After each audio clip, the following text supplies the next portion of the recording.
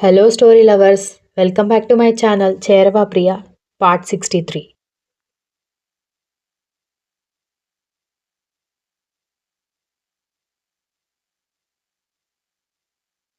వాళ్ళ ఆశీర్వాదం ఉండదని నువ్వెందుకు అనుకుంటున్నావని అడిగేసరికి ఐశ్వర్య అర్థం కానట్టుగా చూసేసరికి ఇప్పుడు మా అమ్మ నాన్నకి నేనొక్కడిని.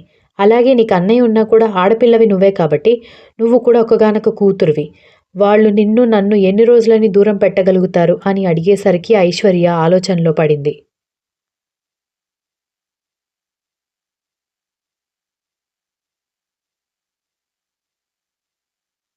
మీ నాన్నకి నువ్వంటే ఇష్టం. మా మమ్మీ, డ్యాడీకి నేనంటే పంచప్రాణాలు. వాళ్ళు మనల్ని మహా అంటే ఒక నెల రోజుల కంటే ఎక్కువగా దూరం పెట్టలేరు. ప్లీజ్ బేబీ నా మాట విను. నువ్వు లేకుండా నేను బ్రతకలేను. ఇప్పటికీ నువ్వు నాకు దక్కుతావని హోప్‌తో బ్రతుకుతున్నాను. కానీ ఇంకా నా వల్ల కాదు ప్లీజ్. నువ్వు యాక్సెప్ట్ చేశావంటే ఈరోజు ఈవినింగ్ మనం పెళ్లి చేసుకోవచ్చు అని చెప్పేసరికి విజ్జు అంటే తనకు కూడా ఇష్టమే. అతనితో జీవితం పంచుకోవాలని తను కూడా ఆలోచిస్తోంది.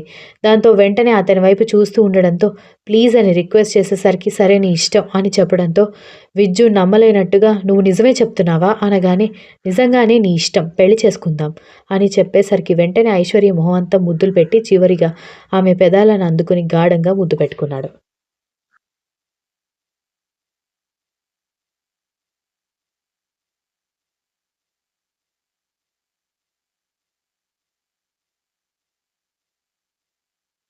అతని ప్రేమను చూసి ఆమె చెంపలతో పాటు మనసు కూడా తడిసి ముద్దయిపోయింది.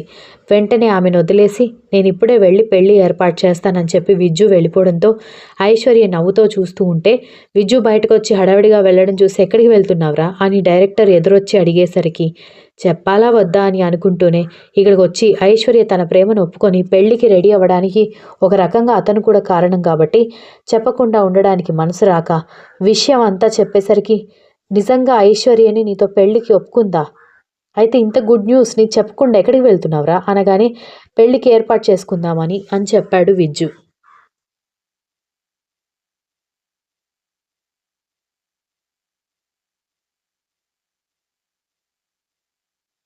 అంటే నాకు చెప్పకుండానే పెళ్లి చేసుకుందామని అనుకుంటున్నావా అని డైరెక్టర్ అడిగేసరికి తను ఒప్పుకుందన్న ఆనందంలో నేను అవన్నీ ఆలోచించలేదురా అని అడిగేసరికి అయితే మన సినిమా టీం అందరూ కలిసి మీ ఇద్దరు పెళ్ళి ఈరోజు సాయంత్రమే చేస్తున్నాం. నువ్వేమీ ఫికర్ పడకు. మేం వెళ్ళి నీ పెళ్ళికి ఏర్పాటు చేస్తామని డైరెక్టర్ చెప్పడంతో నీకెందుకురా శ్రమ అనగానే ఒరేయ్ నువ్వు నా బెస్ట్ ఫ్రెండ్ రా. పైగా అంత మంచి కొరియోగ్రాఫర్ని నాకు రిఫర్ చేశావు.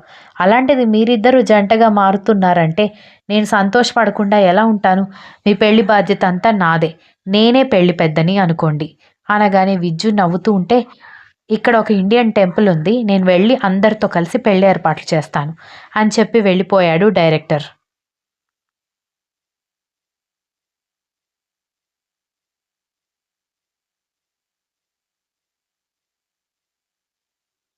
విజ్జు మళ్ళీ తిరిగి రావడంతో ఏంటప్పుడే పెళ్ళికి ఏర్పాటు చేసేసావా అని ఆశ్చర్యంగా అడిగేసరికి లేదు నా డైరెక్టర్ ఫ్రెండ్ చేస్తానని అన్నాడు అనగానే వాళ్ళందరికీ ఎందుకు చెప్పావు అనగానే నేను వెళ్తుంటే వాడే ఎదురొచ్చాడు.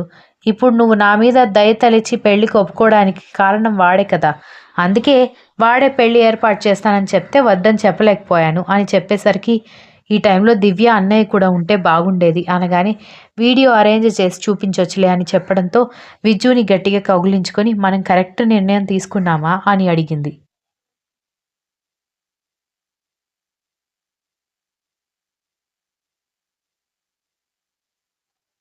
నా మీద నమ్మకం లేదా అని ఆమె మొహాన్ని చేతిలోకి తీసుకొని ముద్దుగా అడిగేసరికి లేదు నేను ప్రపంచంలో అందరికంటే ఎక్కువగా నమ్మేది నిన్నే.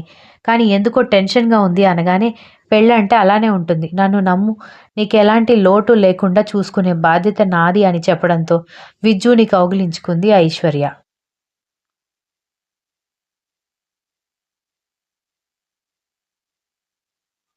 అరేయ్ ఏర్పాట్లన్నీ కంప్లీట్ అయిపోయాయి.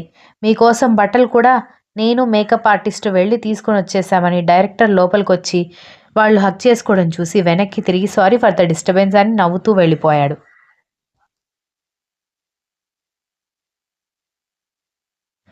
ఐశ్వర్య, విజ్జు వాళ్ళకి తీసుకొచ్చిన బట్టలు కూడా చూసి నవ్వుతూ బట్టలు చెక్ చేసుకుంటూ ఉండగా సాయంత్రం అందరినీ ఒక చోటికి తీసుకువెళ్తున్నానని డైరెక్టర్ సినిమా క్రూ మొత్తాన్ని గుడికి తీసుకెళ్లేసరికి విజ్జు, ఐశ్వర్య పెళ్లి బట్టల్లో కనిపించేసరికి మిత్ర ఒక్కసారిగా షాక్ అయిపోయి చూస్తూ ఉంటే ఏం జరుగుతుంది ఇక్కడ అని హీరో అయోమయంగా అడిగేసరికి తెలుసు కదా వాళ్ళిద్దరు ప్రేమించుకుంటున్నారని, అందుకే పెళ్లి చేసుకుంటున్నారు అని చెప్పేసరికి congratulations mister Vijju and soon to be Mrs Vijay అని ఇద్దరికీ కంగ్రాట్స్ చెప్పాడు హీరో.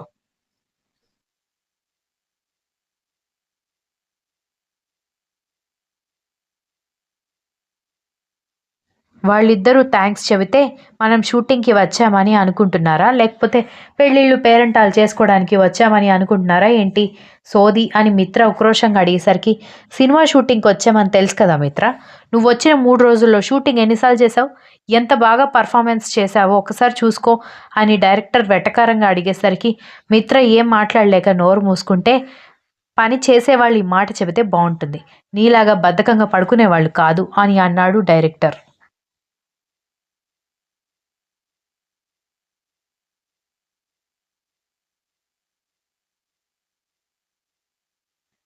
డైరెక్టర్ గారు, ఈ అమ్మాయి కొరియోగ్రాఫర్‌గా వచ్చినప్పటి నుంచి చూస్తున్నాను. ఇదివరకు ఎప్పుడూ తిట్టని మీరు ఈ మధ్య పదే పదే నా పర్ఫార్మెన్స్ గురించి జడ్జ్ చేస్తున్నారు అనగానే నీకు ఐశ్వర్యం మీద కోపం ఉంది కాబట్టి ఈసారి మాత్రమే అలా అనిపిస్తోంది. కానీ నీతో ఎప్పుడూ షూటింగ్ చేస్తున్నా నాకు సేమ్ తలనొప్పి ఉంటుంది. నేను కూడా సేమ్ నీతో మాట్లాడుతున్నాను అని అన్నాడు డైరెక్టర్.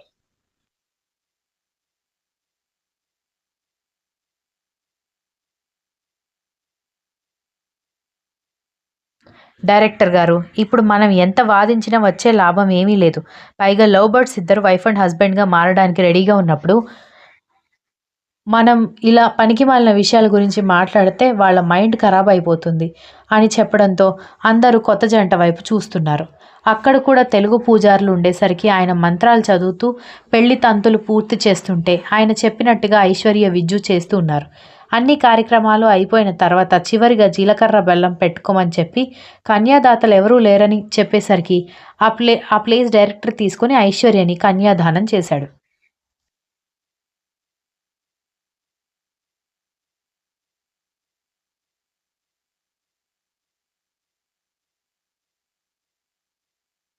దాంతో కృతజ్ఞతగా డైరెక్టర్ వైపు చూడడంతో అంత సెంటిమెంట్ వద్దా ఐశ్వర్య, ఇక నుంచి నువ్వు నాకు చెల్లెల్లాంటి దానివి అని చెప్పడంతో ఐశ్వర్య హ్యాపీగా ఫీల్ అయితే మాంగళ్య ధారణ చేయమని పూజారి గారు చెప్పడంతో ఇన్ని రోజులు తన కల నెరవేరబోతున్నందుకు విజ్జు హ్యాపీగా ఫీల్ అయిపోతూ ఐశ్వర్య మెడలో తాళి కట్టేసరికి ఈ ట్రిప్ తనకి ఇంత పెద్ద సర్ప్రైజ్, షాక్ ఇస్తుందని ఎక్స్పెక్ట్ చేయని ఐశ్వర్య విజ్జు చేతిలో ఉన్న తాళిబొట్టును చూస్తూ ఉండిపోయింది. ఎట్టకేలకు ఆమె మెడలో 3 ముళ్ళు వేసిన తర్వాత ఆమె నుదుటి మీద ముద్దు పెట్టి పాపిట్లో కుంకుమ పెట్టి ప్రతి కష్టంలో ప్రతి సుఖంలో నేను నీకు తోడుంటాను, ఎప్పటికీ నీ చేతిని విడిచిపెట్టను అని ఆమెని గట్టిగా హక్ చేసుకున్నాడు.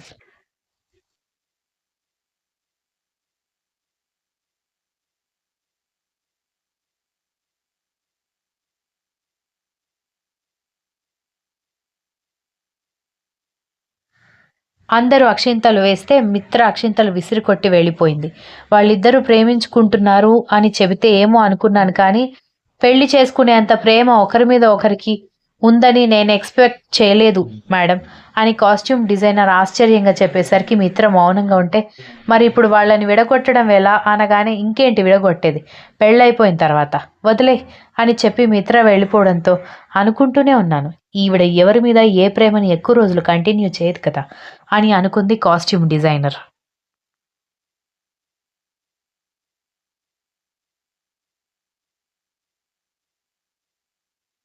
విజ్జు, ఐశ్వర్య ఇద్దరూ లేచి నిలబడ్డంతో వాళ్ళిద్దరికీ డైరెక్టర్ ఫోటోగ్రాఫర్ చేత చాలా ఫోటోలు తీపించి అవన్నీ కడిగించి ఇచ్చేస్తానని చెప్పడంతో సరే రా మేము ఇంకా ఇటు నుంచి ఇండియా వెళ్ళిపోవాలని అనుకుంటున్నాం అని విజ్జు చెప్పడంతో కానీ షూటింగ్ అని అంటూ పెళ్లి కూతుర్ని డ్యాన్స్ నేర్పించమని అడగడం బాగోదు కాబట్టి సరేలే వెళ్ళండి నేను టికెట్స్ బుక్ చేస్తాను అన్నాడు.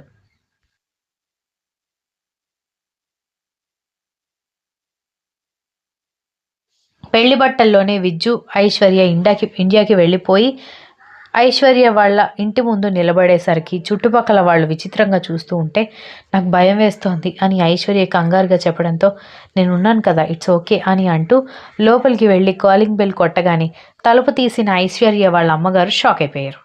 Continuous. If you like the story please like, share, comment and don't forget to subscribe.